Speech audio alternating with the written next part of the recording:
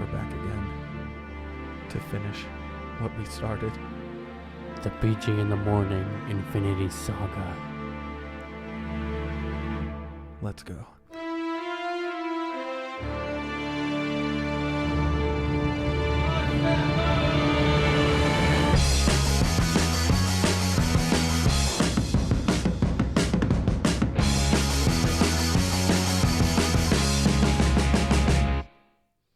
That was the best intro we've ever done. What intro? I'm Brendan. I'm Quan. Welcome back to BJ in the Morning. This is part 3. Part 300 of the Infinity Saga, or the Marvel. Of Marvel Cinematic BJs. We are on the tail end of the Infinity Saga now. Yes. We left off, because we're just going to jump right into this, Yes. with Black Panther. That's where we left off. Yes. You said Homecoming is your favorite of the first half of this phase, Mm-hmm. and I said Ragnarok. Right. But now we're getting into the meat and potatoes, as some would say. Meat and potatoes. Because the next movie on the list is Infinity War. Oh. Yes, it is. Infinity War is the next movie, and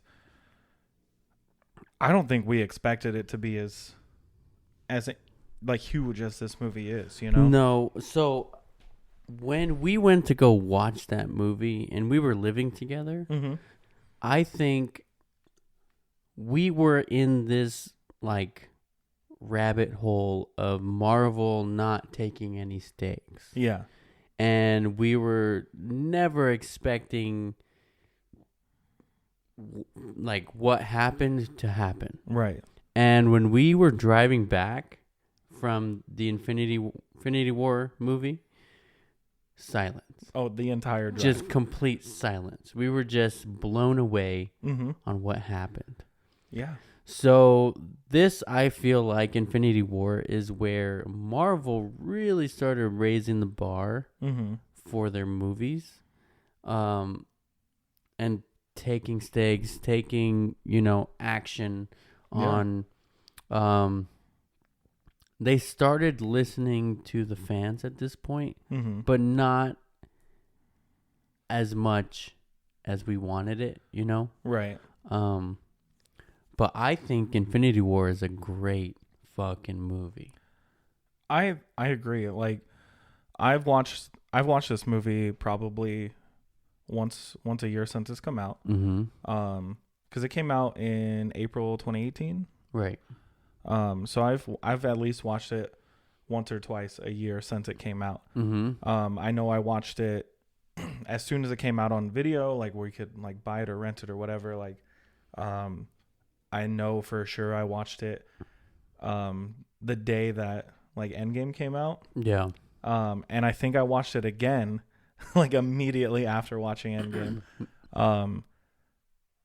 But yeah, this movie was just go the entire time. There was not really any downtime for most of it, you know? Right.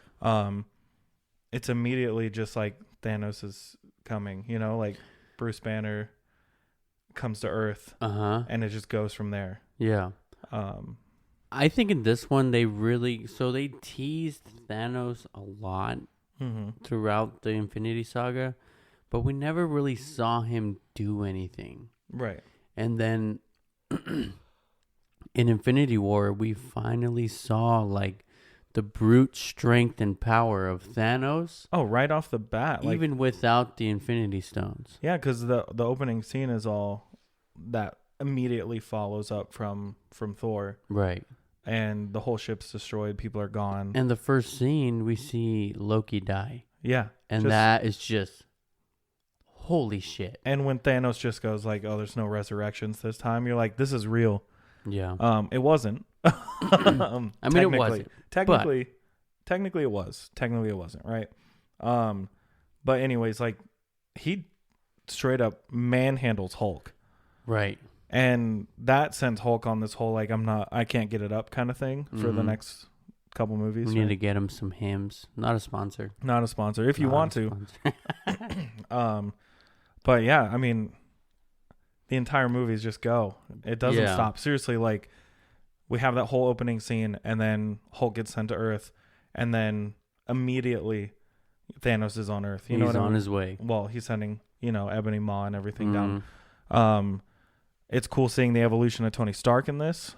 He learned from his mistakes again from all the past movies, and now he's got the nanotech suit. Yeah. Which was pretty sick to see. Like, you remember when he just pulls the strings? Yeah. And the suit just comes. It's like, okay. That scene was fucking epic.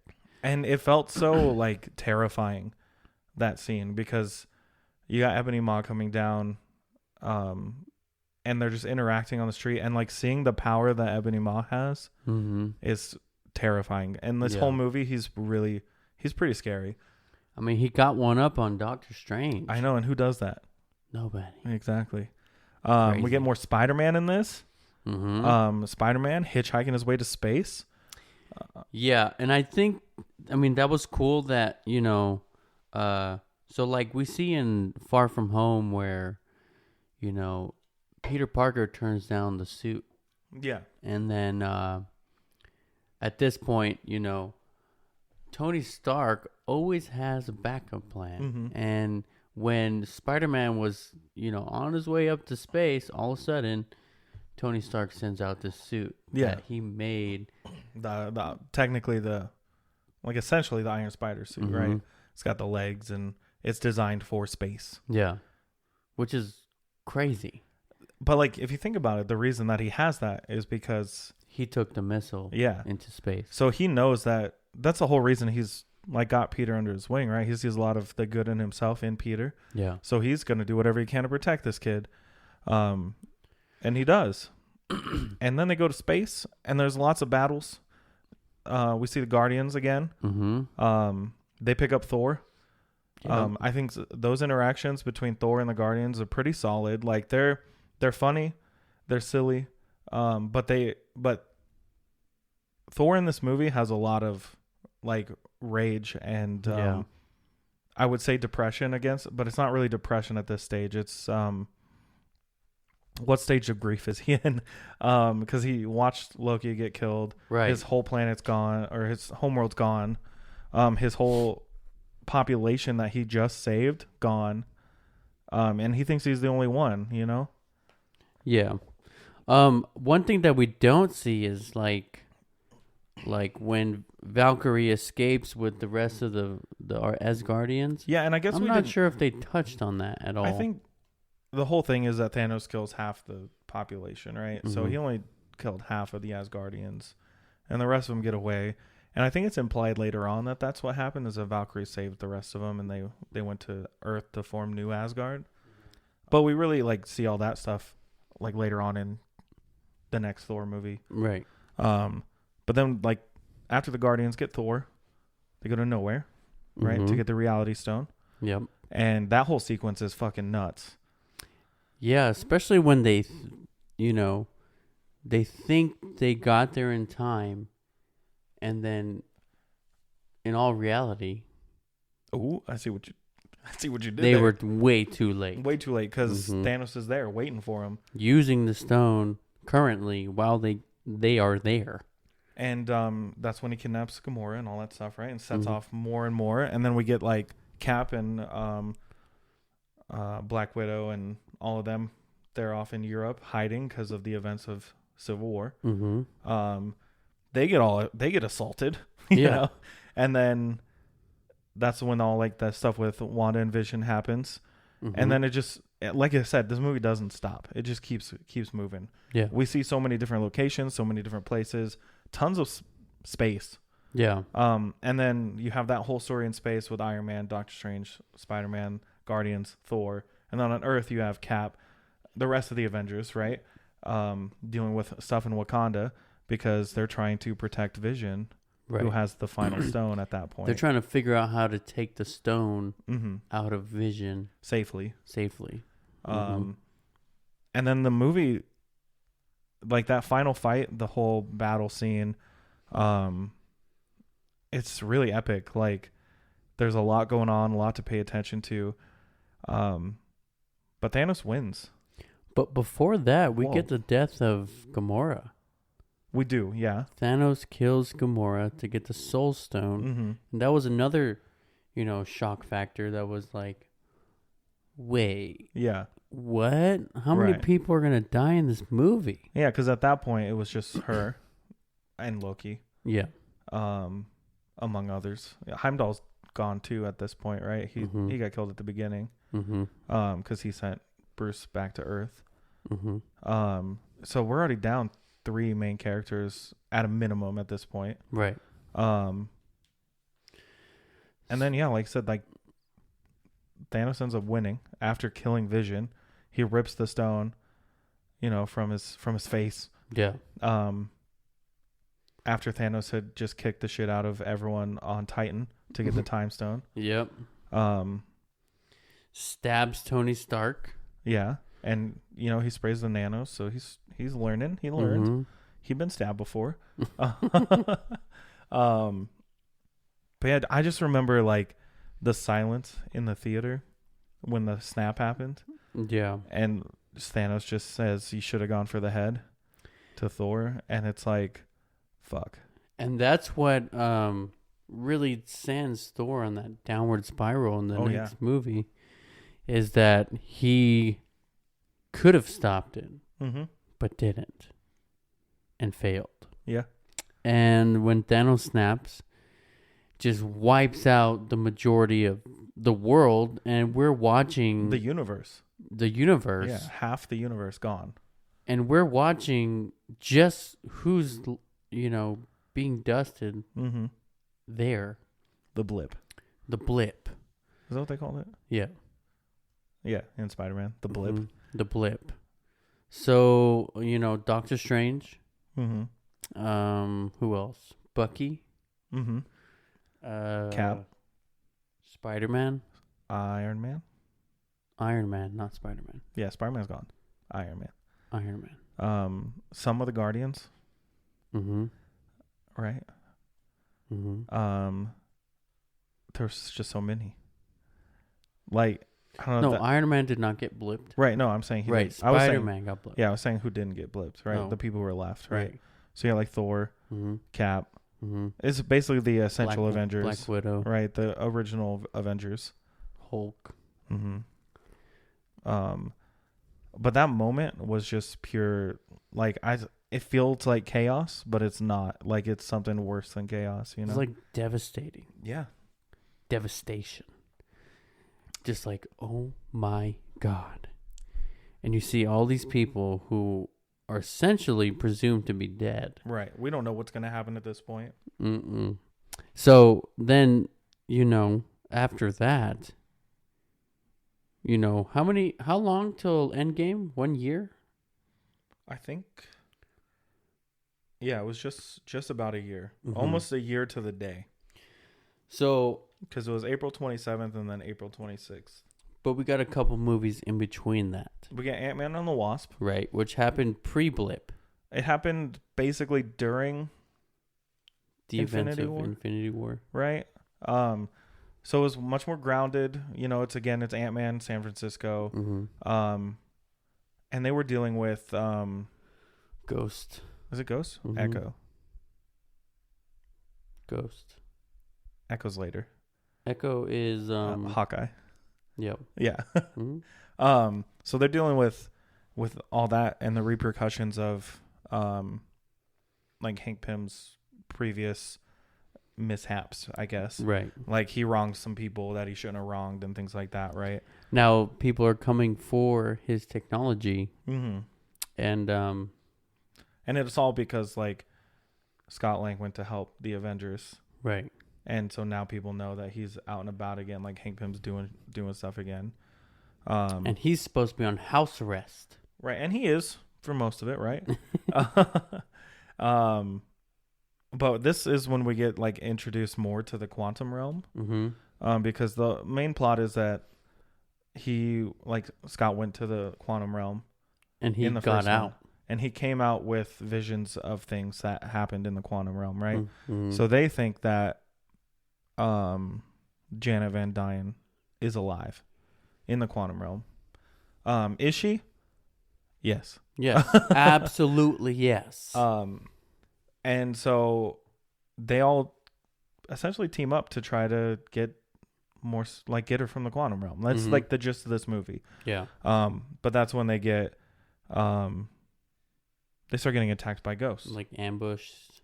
And there's other villains in this who we don't really know who they are or what their ties are. Nor do we care. Nor do we care. We get to meet Bill Foster, which is cool. Yeah. But I still really like how grounded this movie was, apart from Infinity War. Yeah, and I thought like it's lighthearted, it's funny, it's a Paul Rudd movie at the heart of it. Like Paul Rudd, I love Paul Rudd. I think he's a great comedic actor, and I think it's pretty solid movie overall. It wasn't my favorite of the 2 Ant-Man movies we've had so far. I still think the first one's better. I don't know. I liked it because we got to see more the Wasp. Yeah. In action. And then we also see the after credits scene, which answers questions on like when we just watched Infinity War, like what happened to that? Yeah. And we're thinking like this is happening after Infinity War, but it's not. The entire movie, yeah. Yeah. So then, the after credit scene answers our questions, and Scott's in the quantum realm. Yep, he goes back to the quantum realm, and then everybody else gets blipped. Yeah. And then he's stuck in the quantum realm forever. Well, for him, it's only what he said, like 30 minutes. 5 hours. Was it 5 hours? Mm-hmm. And then, yeah. So 5 hours turned into 5 years. Yeah, so 5 years after everyone snapped. But we'll come back to that because we got one more movie in between here, and that's Captain Marvel. Yeah. There are parts of Captain Marvel that I do enjoy. Yeah. There are little gags throughout that really just played to the 90s theme. But overall, I couldn't tell you that this movie was set in the 90s unless I was alive in the 90s. Like, you know what I mean? Like, yeah. There's a blockbuster, cool nostalgia. My favorite part is still the Stan Lee cameo where he's reading the Mallrats script because I just love Mallrats. Yeah. I feel like Samuel Jackson stole the spotlight in this I also movie. think he was a little too goofy in this movie, but he was younger, a little more spry, a little more energetic.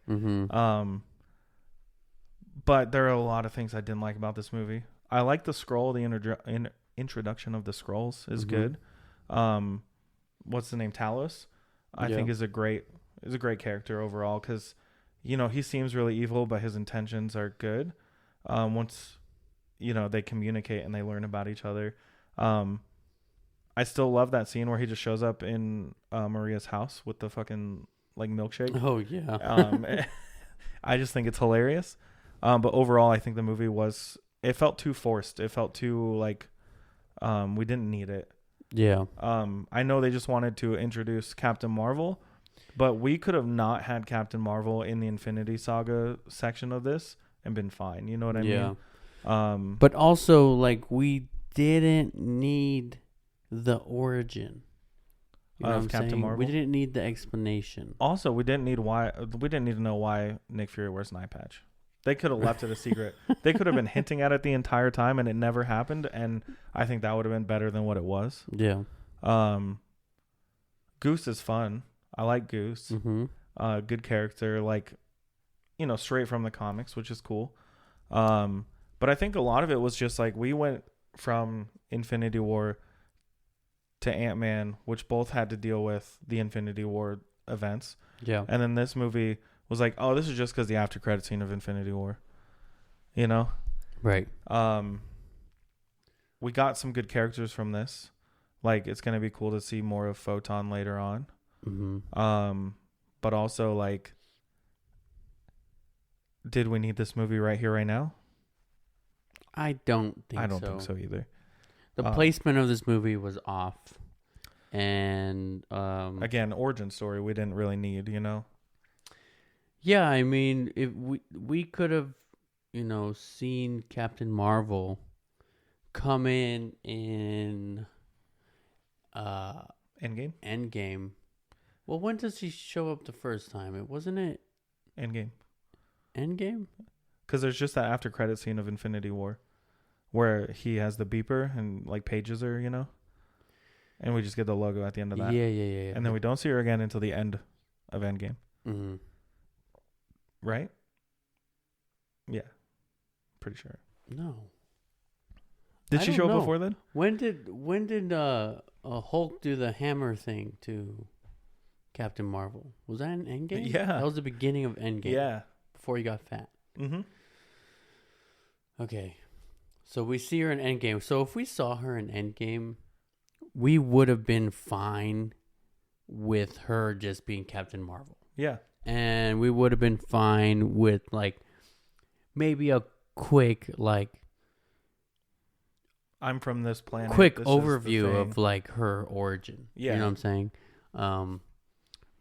But even just picture a scene of like her on whatever planet she was helping at the time, just getting that page, and you just see her like activate her powers and take off and head towards Earth. Right. That would have given you enough context to who she is and what she does. Right.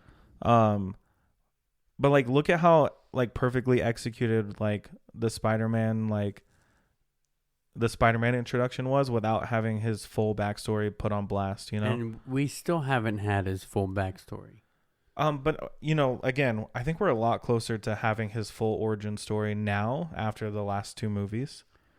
But that's what makes the character more interesting. Right, because it didn't happen in the first 30 minutes of a movie. Right. Or split up over flashbacks during an entire movie like in Captain Marvel. Right. I really wanted Captain Marvel to be good because I think Captain Marvel is a good character. Mm-hmm. Brie Larson's okay in it. I feel like she just didn't have the like charisma, which is strange because any other movie she's in, she's freaking great, you know? Yeah. Like she's in Scott Pilgrim. I think she's great in that. What else was she in? 21 Jump Street. Right. She's good in that. Like I feel like whoever the directors might have just not been there to support like her decision to direct. And then she was also getting a shit ton of hate from everyone on the internet and some of the other like Avengers, you know? Yeah. Which is kind of shitty. So there's a lot of factors against this movie. I do think it'll be nice to see her show up again. Yeah, I think it's her time to shine in the Marvels movie or show. Yeah, because even the end of Miss Marvel where she just shows up for like 10 seconds, I'm like, yeah, like sweet, yeah, hell yeah. So yeah, Captain Marvel is probably the dud of this half of this, in my opinion. Yeah. Because next is the heavy hitter, Endgame. Heavy hitter, home runs, all the way. This movie all day was such a downer the entire time. You know what I mean? Yeah. And by downer I mean it's sad. It's hard to watch sometimes. It's emotional. Everyone in this is just like they're just ready for the end. You know what I mean? And I don't mean they're like ready to be done, but they know it's coming. They're like almost like ready to give up. You know what I'm saying? Like if it wasn't for Captain America and Black Widow like pushing for the answer, yeah, it still felt like they wanted to give up as well. But at this point it's been 5 years. Yeah. 5 years and they haven't found an answer. They haven't I mean, it starts out 3 weeks after, right? Because Iron Man that's when they go kill. Well, Iron Man gets brought back by Captain Marvel, who rescues him. That's where that scene comes from. Yeah. Right? The one you were talking about. Right. That's where she first meets the Avengers. And then they go kill Thanos. And then 5 years goes by, and nothing's happening until our little homie, Scott Lang, gets released from the quantum realm by accident. Yep. By the dumbest part of the movie, honestly. Like a mouse lands on the thing. Because a mouse. Yeah, but how else is that going to happen? And you want to know? You want to know how it happens? How it happens? You have some kid who heard about the Avengers, whatever, knows about Hank Pym, whatever, finds that van, you know, and is just pushing buttons, and that happens. Much more believable than a fucking mouse. Sorry, Russos, but like you should have. But then we I have went to to film give school. that we have to give that character a purpose after that. That's the purpose. What if it was Riri Williams? You know what I mean? Yeah. Like that's how you introduce her, but you don't say who it is in Endgame. You don't say anything about it, and then she just shows up later on. Just scavenging for parts. Yeah, solid. There you go, Russos. They're not even making Marvel movies anymore. But yeah, so Scott comes back and he's like, yeah, I was only down there for 5 hours, but now it's been 5 years, and that sets the whole movie in motion. Mm-hmm. Time travel, new suits, Ronin. Ronin was crazy. I wish I saw more of Ronin. We get a little bit more in the Hawkeye series, but not a lot. We just hear a lot, you know. Yeah. He was deadly. Mm-hmm. He was a fatal vigilante. Fatal. Because his whole family got fucking blipped in front of him. Right. So we also get more interactions of like Rocket and Thor together, which I think is fun. I think the two of them, Rocket is funny, Thor is funny, but Rocket is way smarter than Thor will ever be. Yeah. But then we get all these time travel like interactions, and I think Smart Hulk was a little jarring at first. But it's fine because it happens in the comics. It happens in, you know, all that stuff. So like, yeah, but I don't like Smart Hulk. No, I am not a huge fan of Smart Hulk, only because you don't get Smart Hulk until after we see some crazy shit happen with Hulk. Mm-hmm. And yes, we saw some, you know, Hulk loses his mind in fucking Age of Ultron. When Tony needs to pull out the Hulk Buster. Mm-hmm. Other than that, we don't really see much of Hulk being Hulk. But also, we had a bunch of time while he was on Sakaar that we don't know about too, right? Mm-hmm. So we gotta wait for that, which I know is they're gonna try to explain soon. Hopefully, based on the end of She-Hulk. Yep. So there's some shit that we don't know about. So that's they reveal shit. The Marvel team, they reveal shit when they are ready to and when they need to, I guess. Yeah. And then we're just sitting here like, well, what the fuck? Well, how are we supposed to just be cool with this? And then it happens, and you're like, I hate it. Yeah. That's not at all what I wanted. Right. But it's what they had planned from the beginning most of the time. Pretty much. So yeah, a bunch of time travel. But like the real parts of this that we need to talk about is just the changes to the MCU after this, you know? Like they do ultimately end up finding all the Infinity Stones. Thanos comes to Earth again. Destroys a lot of shit. Right. But destroys the entire Avengers facility. Yeah. Tony Stark sacrifices himself to save humanity after Bruce had already brought people back. We see almost every single Avenger or person associated with the Avengers ever show up. Right. And I know people were cheering when I saw that. Because I saw this movie alone. Because I was living in Sierra Vista. Oh, really? Oh. We didn't see it together, did we? No. Yeah. I went to the theater alone. Worst movie experience of my life in this theater, by the way. There was like high schoolers texting and vaping all around the theater, and I was just so like out of it. By the time I left the theater, I was like, I never want to see a movie here again, and I didn't. Yeah. Oh man. But I would have much rather have driven up to Tucson.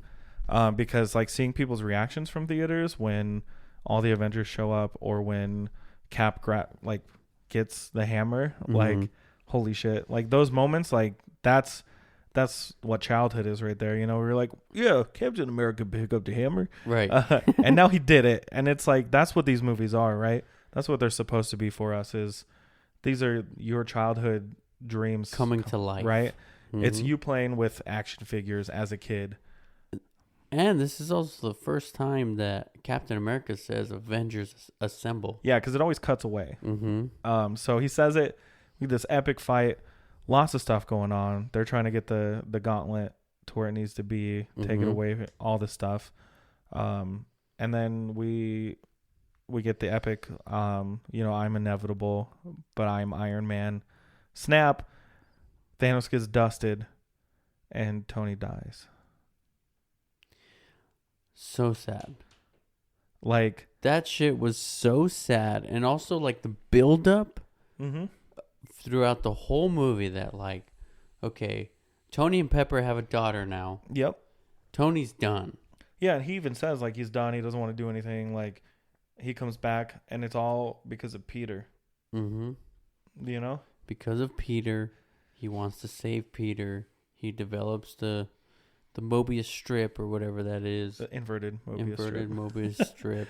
And he figures out the time travel. And then from there, okay, he's back in. Mm-hmm. Does he fully want to be back in? No. No, but he sees that they have a chance. And that's what this whole movie's about, right? It's like hope and taking chances, and it works. Right. Everyone gets snapped back to reality. Except for Tony. Mm-hmm. But we also are glossing over another big loss in this one. Black Widow. Which really hurts because she was not dusted. Right. So she does not come back. And they even talk about it, like Hulk said he tried. Mm-hmm. And just Hulk and Clint's like reactions to each other in that moment, it's like shit. It's real sad. Like, we lose her, but we see her again. So it's like, of course. Marvel. It's of Marvel.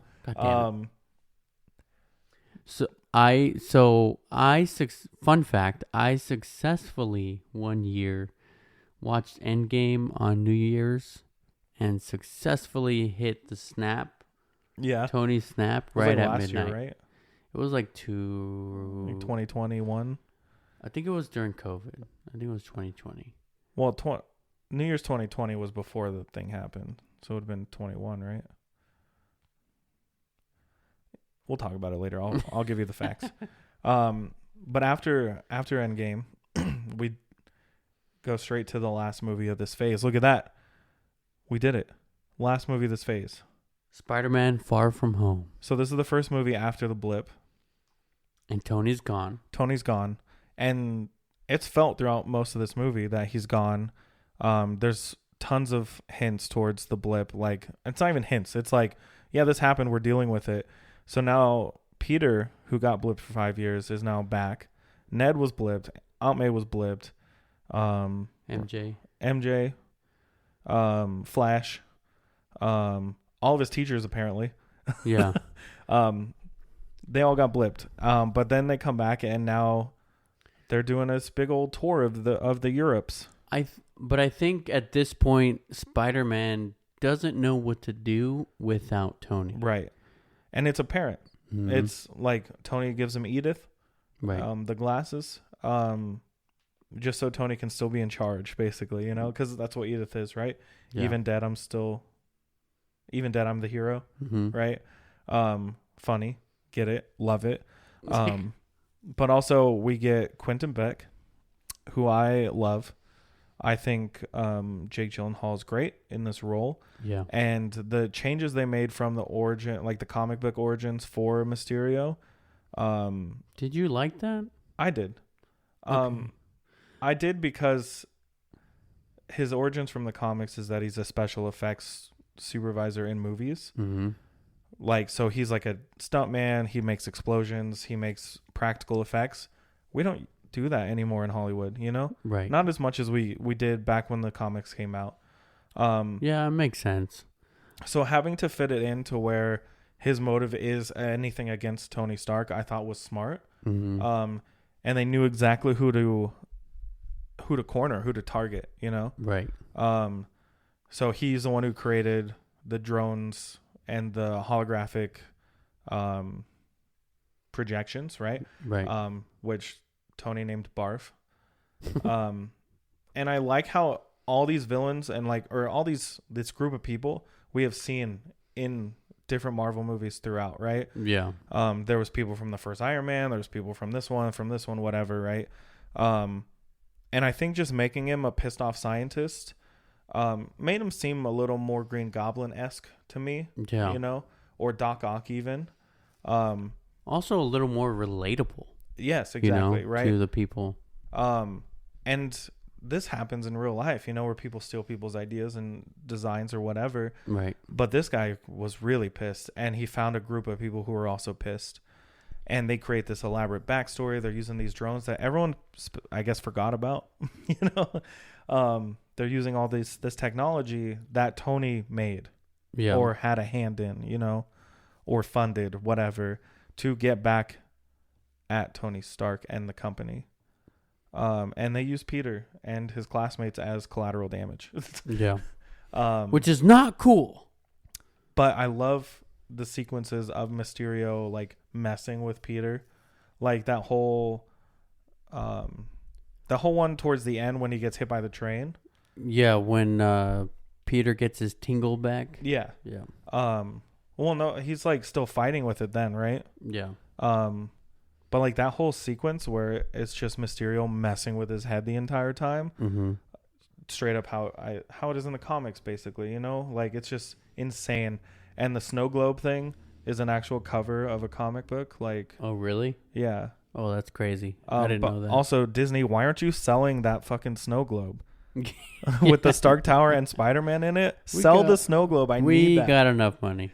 But I need it. I need it personally. Yeah. But Mysterio tricks everyone to thinking that he's a good guy when he's really not. He gets to eat his glasses and basically just tries to kill Peter at this point because Peter figures it out. MJ figures it out. And then what happens? Well, then Peter goes to take on Mysterio. And Quentin Beck dies because he tried killing Peter. Yeah. Peter gets out of the way. But because he gets his Peter tingle back. Yep. Coolest scene where he just grabs his eyes. Well, no, like the part where he just grabs like thin air and then the illusion breaks. Yeah. And he's holding the gun. Sick. So good. Sick. But I love this movie. But Mysterio had it planned to die. Mm-hmm. But did he die? We don't know. Did you see a body? No. There was illusions all over the place. Who says he's dead? Yeah, right? So he could come back. But then he frames Peter for being a murderer. Mm-hmm. And then we get the mid-credit scene. Shows the whole world.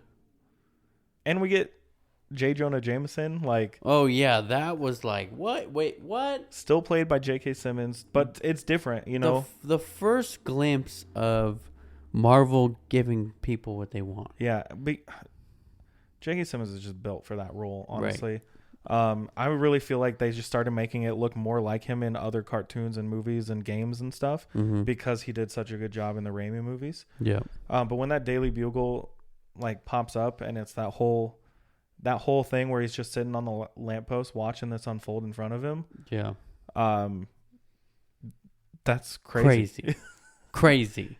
And he goes, "What the?" And then there's and it's over. Black. Yeah. Similar to the ending of when the first one, when Aunt May finds out that he's Spider-Man. Yeah. And then we find out that Nick Fury and Maria Hill were both Skrulls the entire time. The whole time. And Nick Fury is just chilling on a spaceship. Just enjoying life. I can't wait to find out what the fuck he was doing. Yeah, right. Which should be on Secret Invasion. I sure hope so. Coming soon. Because, I mean, it's all tied together, right? Mm-hmm. So that's the end of this phase, dude. That's the end of phase 3. We did it. Now, we have a lot to cover on phase 4. Too much. But how do you want to do this?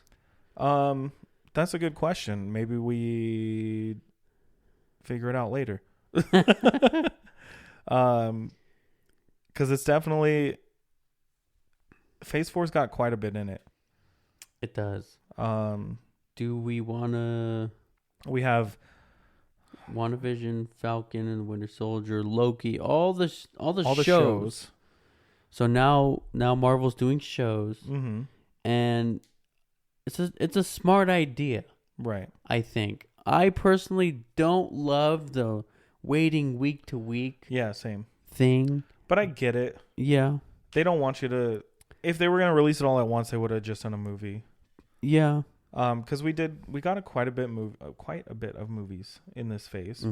But this is when we don't get anything because of COVID. Yeah. We didn't get anything all of 2020. Yeah, we waited till 2021. For the Black Widow one. So, do we want to keep this episode kind of short and do the final part, Phase 4? Or do you want to run through this quickly? I mean, we can go through the movies right now. Okay. And keep it quick. Keep it quick. Keep it quick, because there's way too much to unfold if we go through every single thing. So if we finish Phase 4 movies right now, then we can do the last episode of just shows. Okay. And I think that'll work. We got quite a bit of time here. Okay. So let's just start it off with Black Widow. Okay. This was Disney doing the whole, like, you're gonna pay a bunch of extra money to watch this movie at home, but it's on Disney Plus. Right. Because it didn't come out in theaters, right? I don't think so. I think it was exclusively on Disney Plus. That's what I remember. But Black Widow takes place. Actually, no, it says here it was in theaters and Disney Plus, but I still think a lot of people weren't going to the theaters at this time, you know? Yeah. But this movie takes place, it starts in 95 and then goes to 2016, so it's before. It's during the Civil War. Or it's like right after.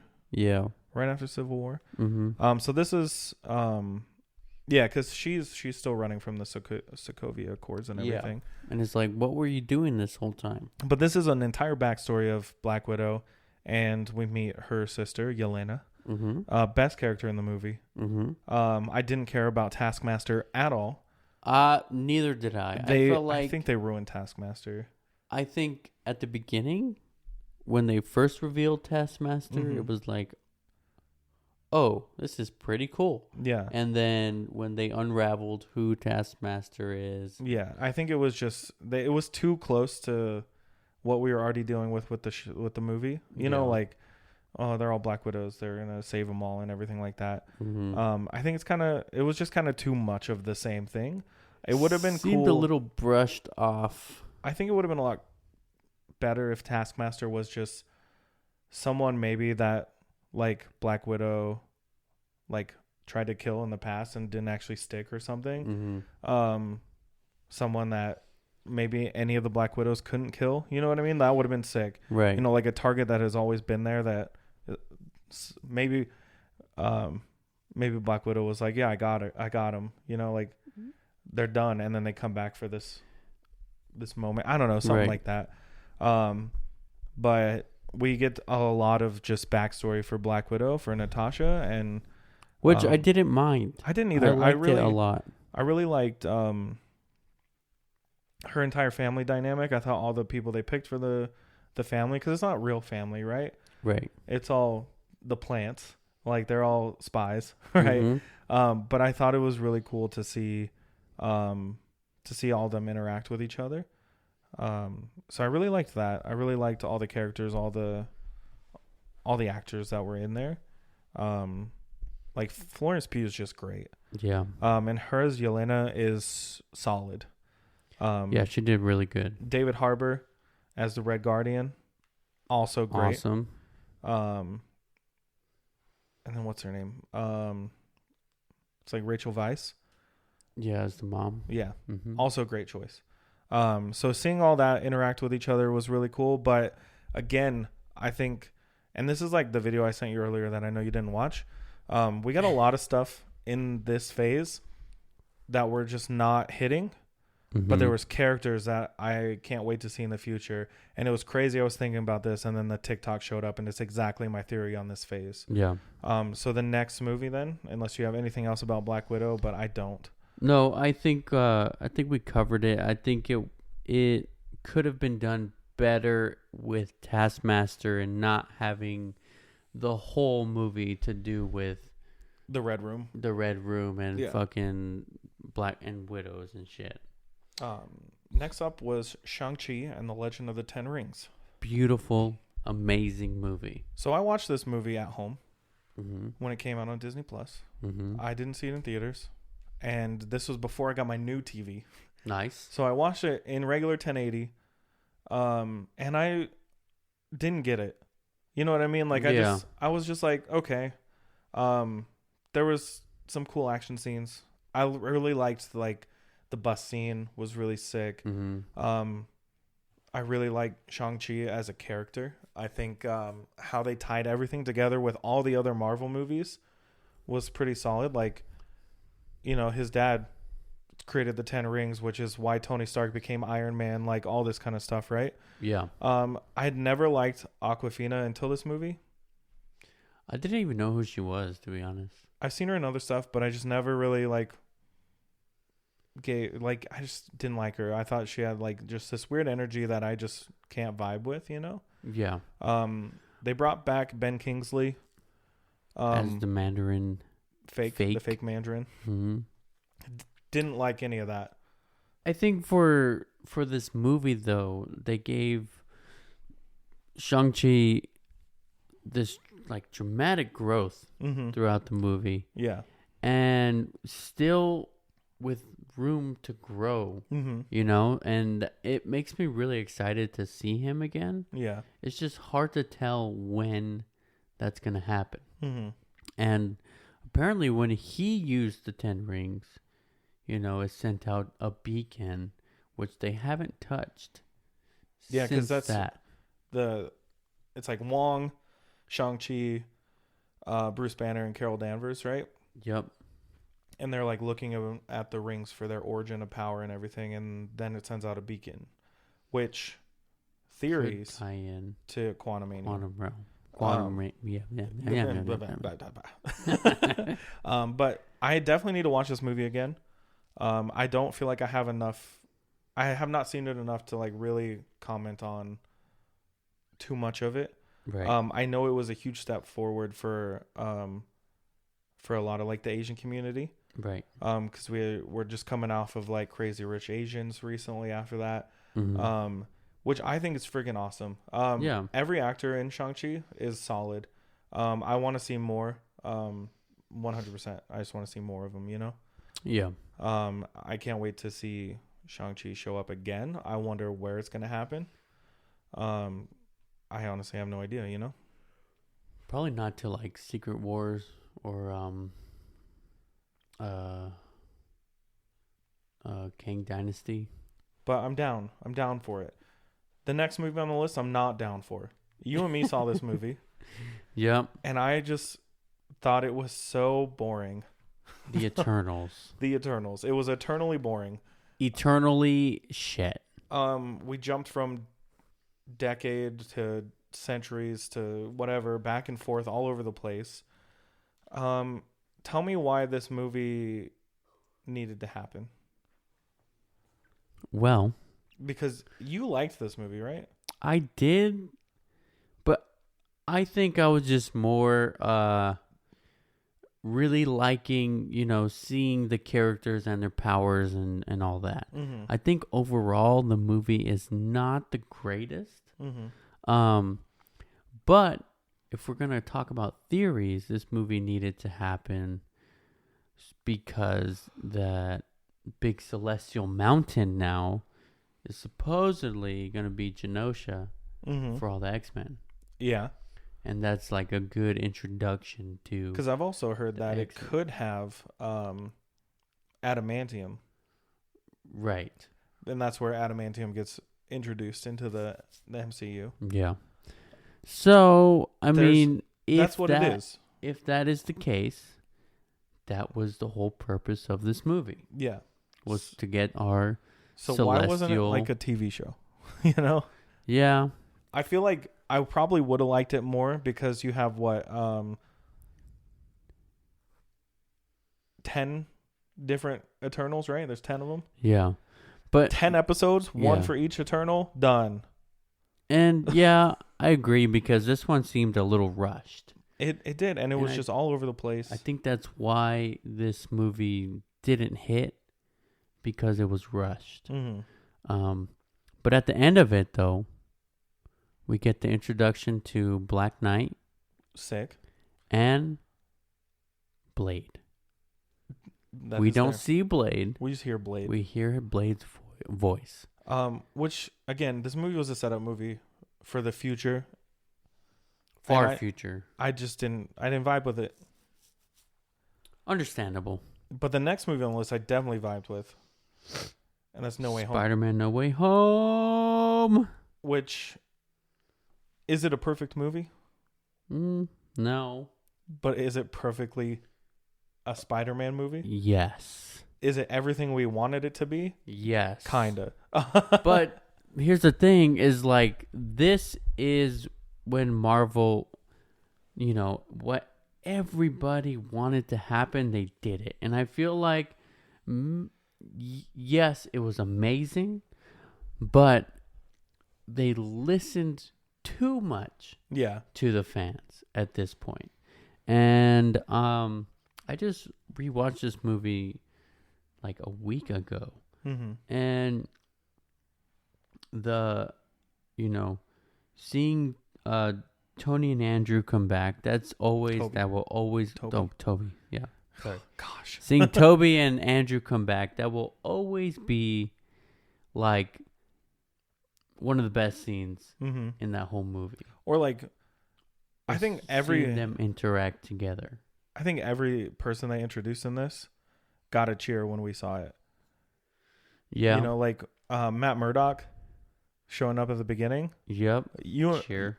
We were screaming. I loved it. And it was just the right amount. It wasn't overdone.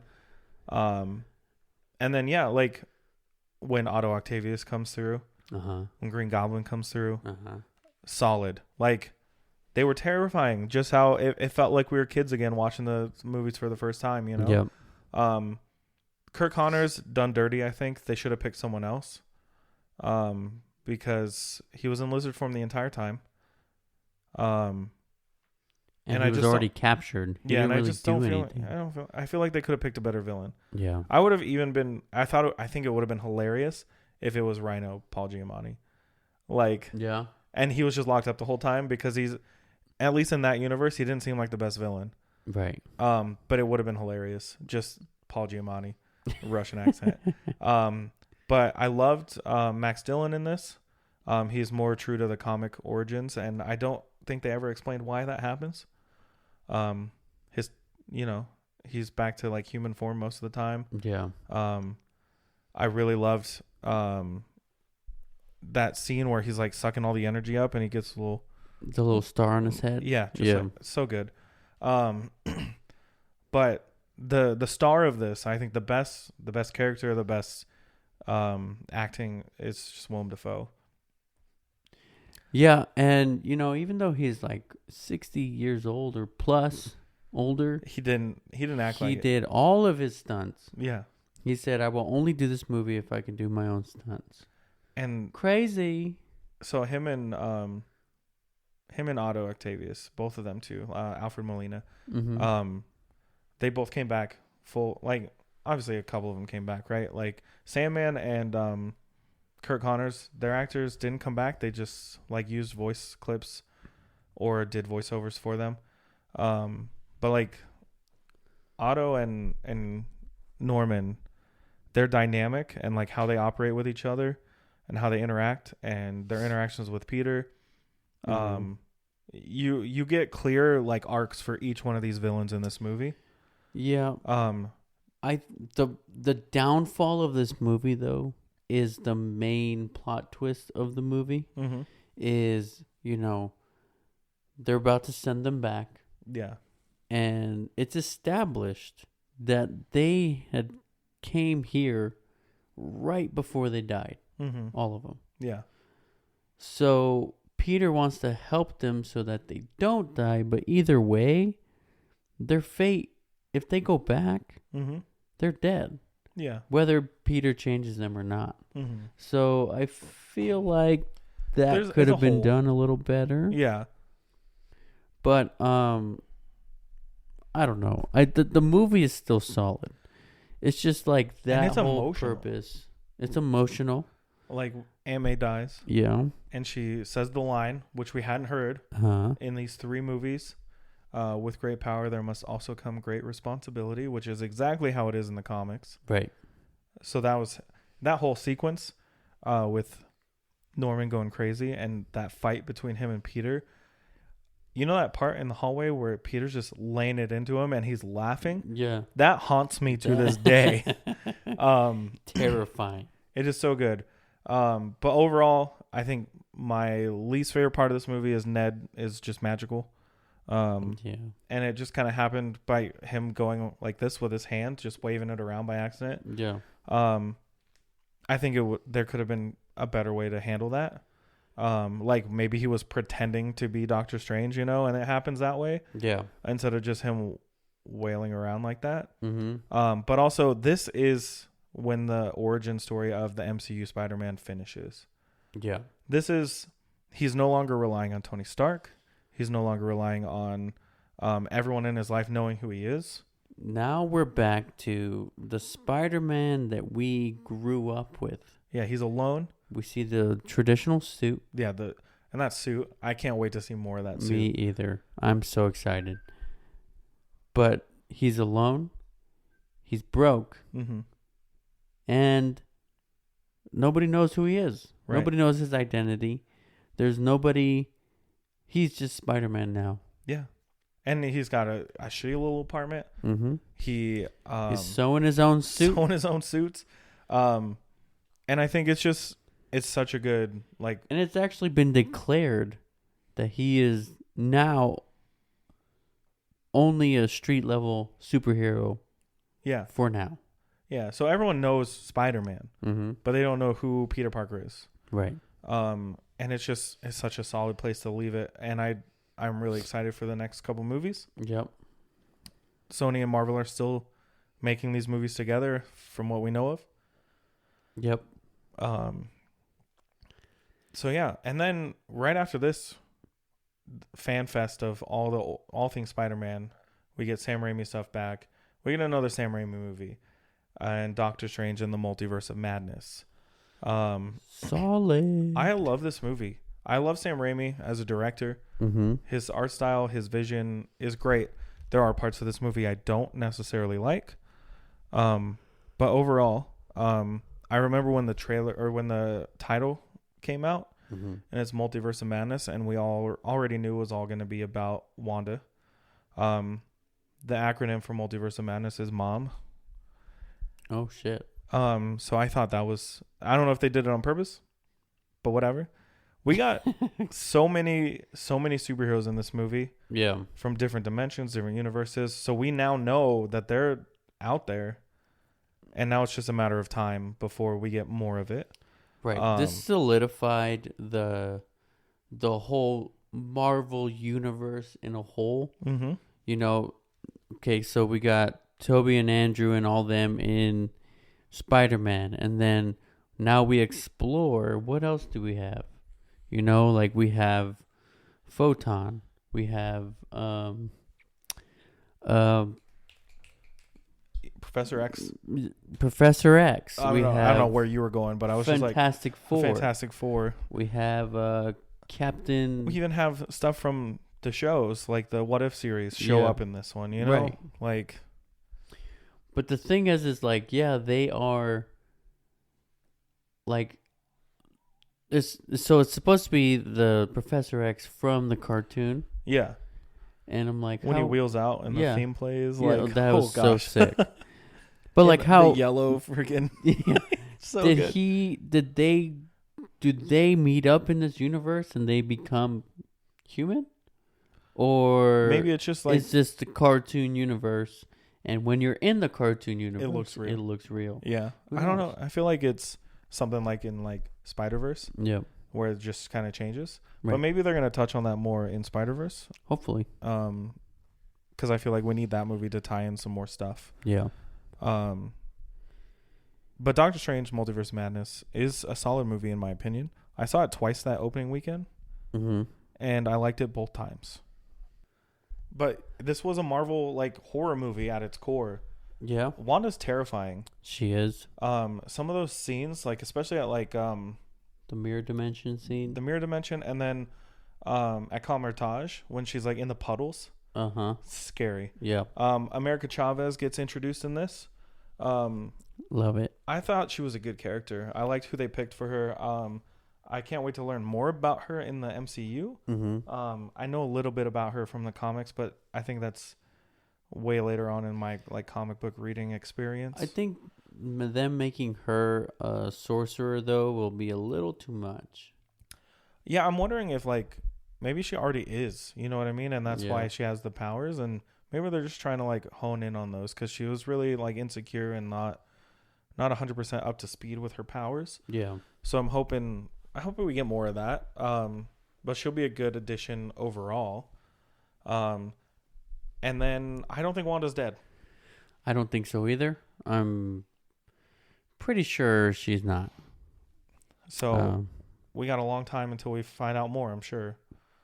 10 out of 10 for sure. I enjoyed it a lot. I did not like the after credit scenes in this movie. With Charlize Theron. Yeah, we got to learn more about that before I can say anything. One thing that I was confused about was why Doctor Strange had the powers of all the fucking, like the snakes and the fucking, like we see that happen in the What If series, and that's how he can. It's because he starts reading the Darkhold and stuff, and he becomes evil. Right, but then in this movie, he hasn't fucked with the Darkhold until yet, the end. And he still has those powers. Yeah, but that's where his like third eye came from and everything, you know? Yeah, but this was before that. Yeah. Like, I don't know. Like when he was fighting the big squid monster. But that's the other Doctor Strange, right? It's not the one we have.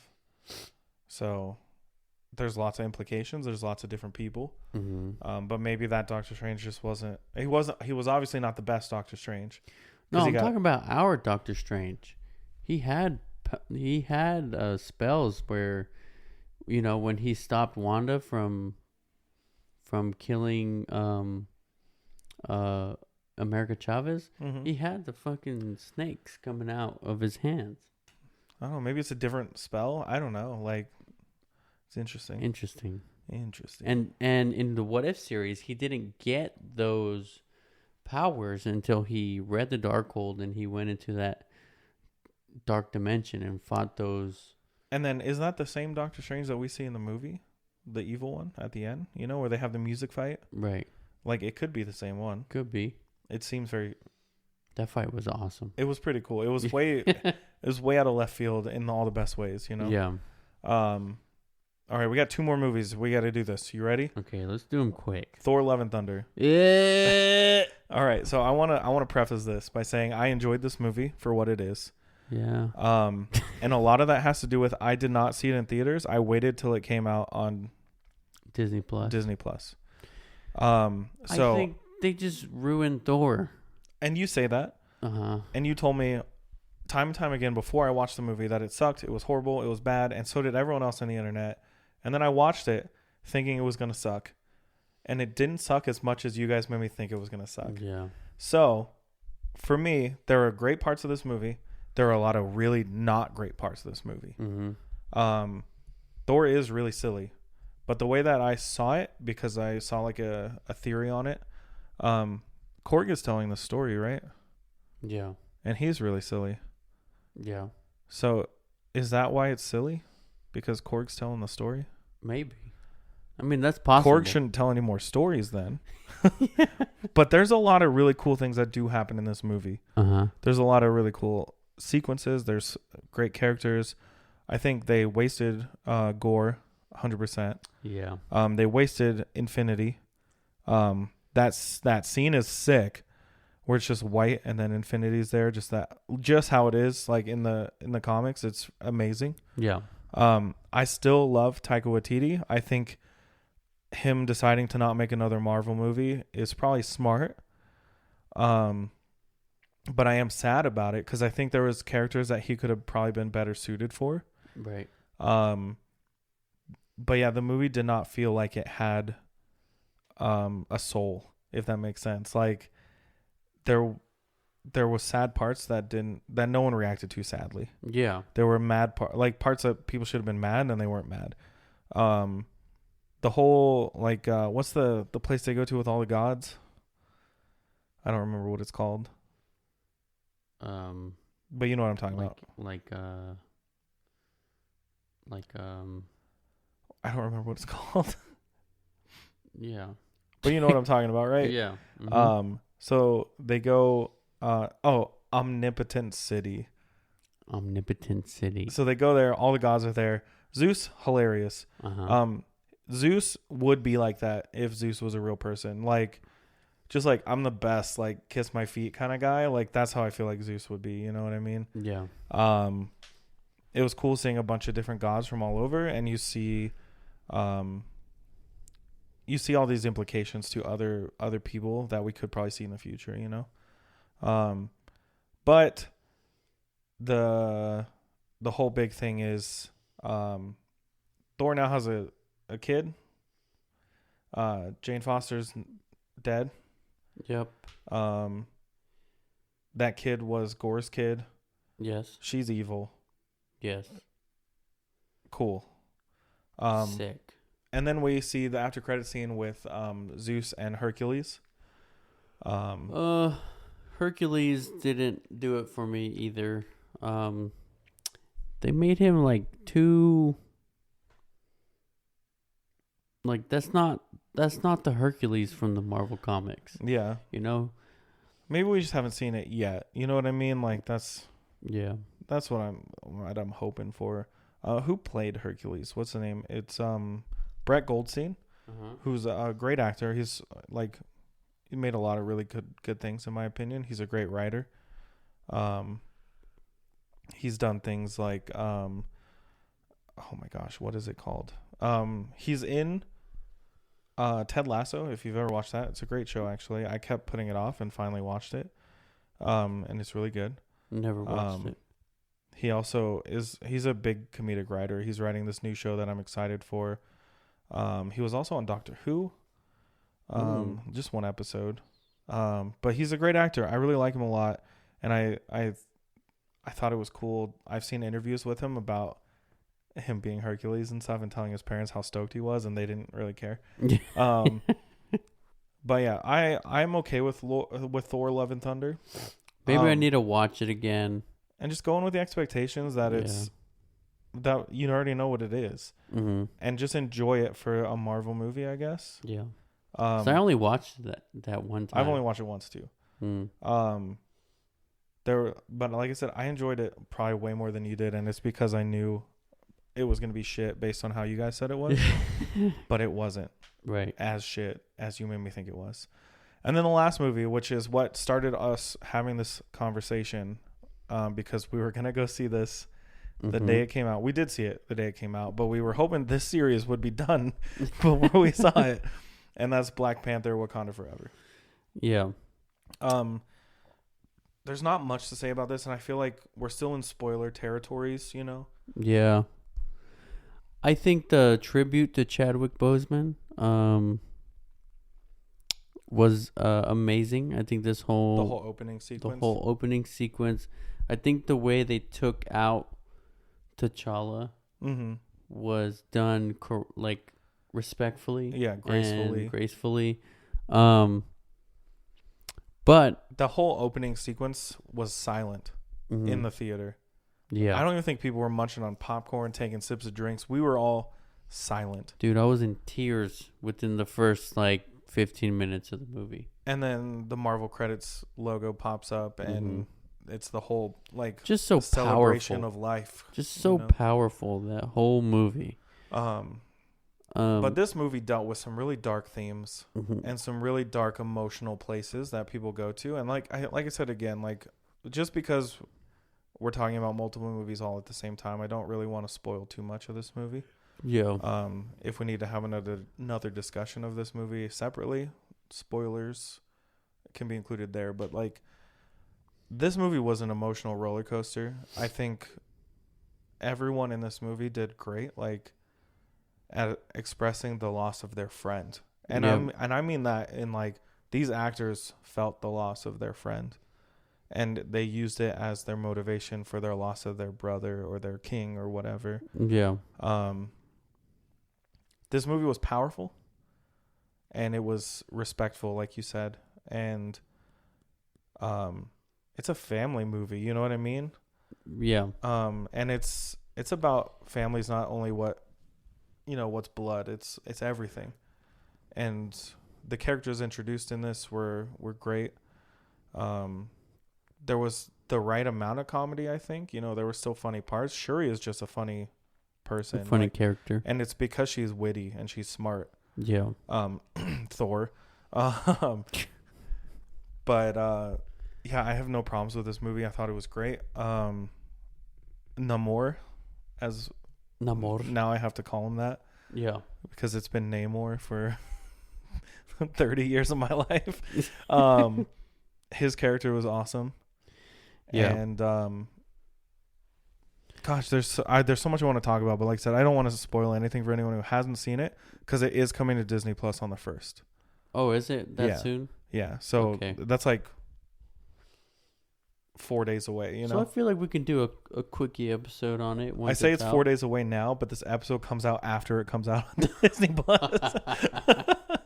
Oh, come on! Damn it, we gave away our secrets. Anyways, yeah, we can do a little quickie. A quickie. We can do a quickie. Is that what we're calling it? Yeah. I say like I didn't say like, hey, we should call them quickies, just because it's funny. But yeah, Black Panther is solid, and all of Phase 4 for me. That's what we're on, right? 4. Yep. We just finished Phase 4 movies. Phase 4 movies. For Phase 4 movies, my favorite in this is No Way Home. I watched it 4 times in that one weekend. I saw it 4 different times with 4 different sets of friends. Yeah. In the theaters, and I've watched it probably 3 times since it's come out on video, like to where I can watch it anytime. But a close second is Doctor Strange. But that might also be tied for Black Panther. But I need to watch it again because I only watched Black Panther the one time. Yeah, I would have to agree with you on No Way Home. Now, like you said, a close second is Doctor Strange, but I loved them both equally. See, and I mean, they're very good, but again, I think for me, it's the whole like, the nostalgia behind everything for Spider-Man made me love it more. Yeah. I've only watched Doctor Strange one more time after seeing it that first weekend. I think I saw it twice in that first weekend. And I've only watched it once since. And the time I watched it at home, I think I was building the Infinity Gauntlet Lego set. Oh, nice. So I wasn't really paying attention.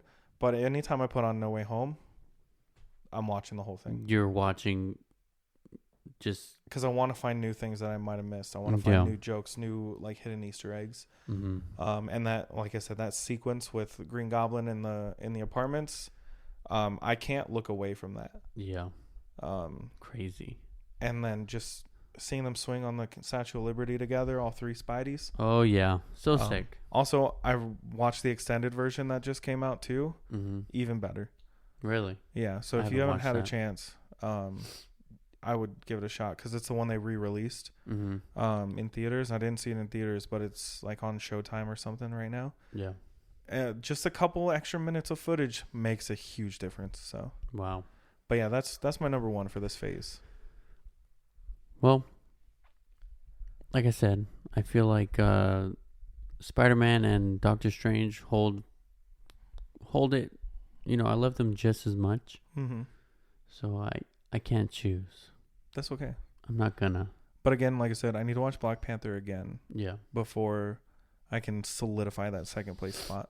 Yeah. So again, that movie should be on Disney Plus by the time you listen to this episode.